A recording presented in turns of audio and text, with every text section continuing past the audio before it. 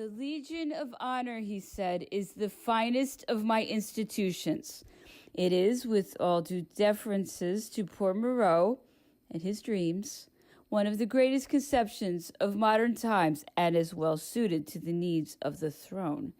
As to those of the people, it establishes a fraternity of honor between the civil and the military, between the marshal and the private, between the peasant and the duke.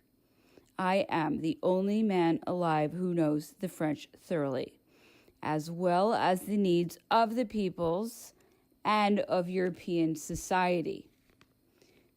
The old regime was full of excellent things which now need only to be adapted to modern conditions.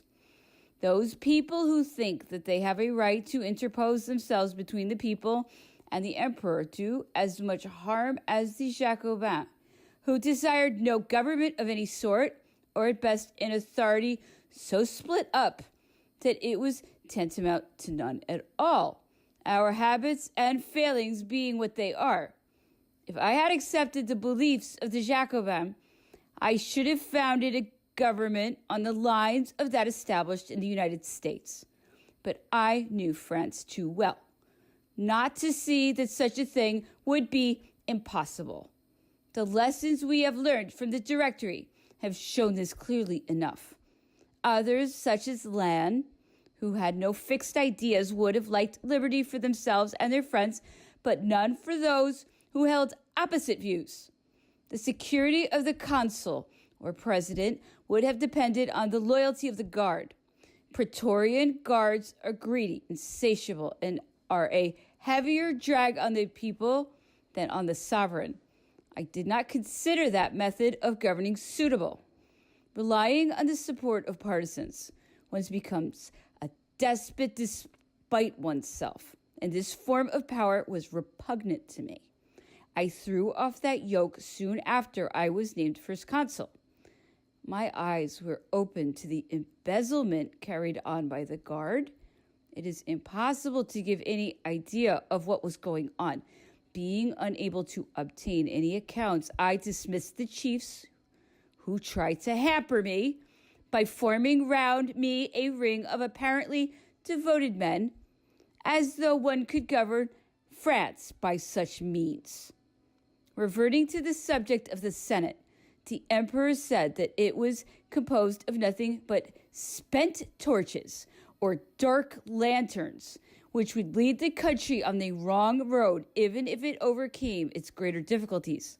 The greater part of the senators would, if the occasion arose, imitate Frochot, who liked the emperor, if the Duke of Bassano was to be believed, but who had nonetheless shown not the slightest objection to having a room in his house prepared as the council chamber for the government that was to be set up by Mallet or Loiry. What Frochot wanted was to remain prefect of the Seine. The continual changes of government since the Revolution have made men too familiar with such state of things. This is an evil which only time can cure. Not only does Frochot owe everything to me, he has also sworn fidelity. Yet, when he believed that I was dead, he was faithless to my son and to his oath, and still thought himself an honest man thereafter. If he had promised you 100 millions, he would have paid you on the appointed day. Nothing would make him fail his given word, yet he broke his oath without the slightest scruple. Such are the men and the notions begotten by the times we live in. Who is to be trusted? My remarks directed the conversation to various things that had caused discontent in France, notably conscription, into which the needs of continual warfare had swept those who compose the classes liable to service. The emperor replied, I agree that conscription is a law that bears harshly upon families on account of the frequent calls which circumstances have caused me to make. But it is national because it allows of neither privileges nor exception. In times of peace, it will even become popular, for the French love the career of arms, and as the door to promotion is open to ability and courage, an honorable career will thereby be open to many young men. In this, as in so many things, the appreciation of principles of equality gives strength to the government and ensures success to the levies. If I granted exemption to one single conscript, if there were a single privilege granted to anyone, no matter whom, not one man would obey the order to march. The notions of equality that made the revolution are today an integral part of the government's strength.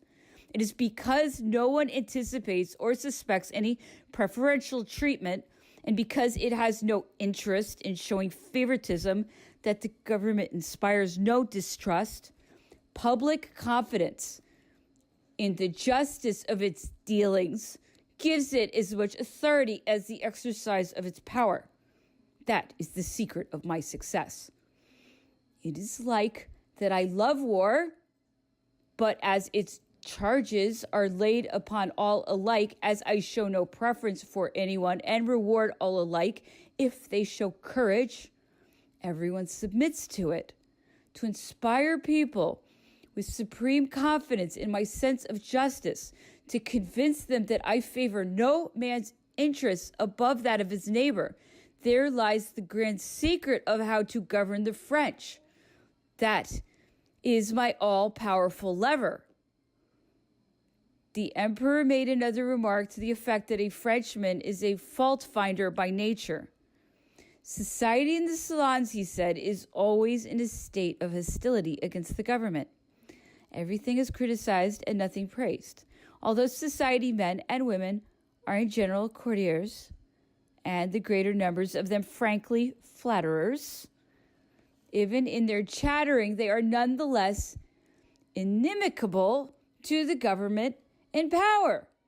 There was a great outcry because I happened to banish from Paris for a few months certain persons who would have had to be arrested a fortnight later if I had not sent them out of the country in time and had not in that way brought their intrigues to naught. That is what they call my tyranny. I am said to be a tyrant because I will not allow a few schemers and fools to get themselves talked about as conspirators. Their plots make me laugh, and I would let them come to a head if it did not mean that I should have to exercise severity, whereas it is my desire to be firm, not harsh. Under the old regime, no one at Versailles was willing to obey. This sort of privilege ruined and discredited the court. Mistresses and favorites were all intriguing to make or unmake ministers, for they knew that the sovereign was weak. This was actually conspiring against his authority. Did it not reach the point of risking our fame just for the sake of ruining such and such, a general or a minister, without a thought of the blood that this treasonable behavior would cost France and the consequences that a defeat might bring upon the country? Robbery was carried on with impunity in those days if one had a certain amount of credit and the support of a few men in office. The entire court, even the princes of the blood, were interested in business enterprises or took allowances from contractors. Money was made out of everything. The streets of Paris were badly swept and even were slighted because of the princes, notably the Count of Artois, and the highest of the nobility accepted commissions or pensions from the scavenging of lighting contractors. I have the proof of it in my possession. Such an abuse as this, he continued, is unknown in my government. There are no gratuities. So far as I am aware, men are paid good salaries. They are paid regularly. And it is well known that I should show no mercy on swindlers, still less to officials who did business on their own account. Never has the treasury been in such good order. It has been necessary to make examples. Sometimes the delinquents have been men who are connected with prominent personages, but I have stopped for no considerations of that sort. feeling myself strong enough to do what is right, I have gone on to my goal, allowing nothing to turn me aside, paying no heel to the cries of various cliques. Who makes an outcry in France? A few salons. A few people who have soon forgotten their debt to me for the position or fortune they now enjoy. Others whom I have brought back from exile and restored to their property, which they would have never recovered but for me. A few obscure lordlings who are discontented at no longer being sprinkled with holy water on Sundays. A number of self-centered shopkeepers who are under a cloud at the moment because they can find no scope for speculation. Some army contractors, veritable bloodsuckers, whose ill-gotten gains I have made them disgorge. These are the people who cry out against me. The great mass of the nation is just.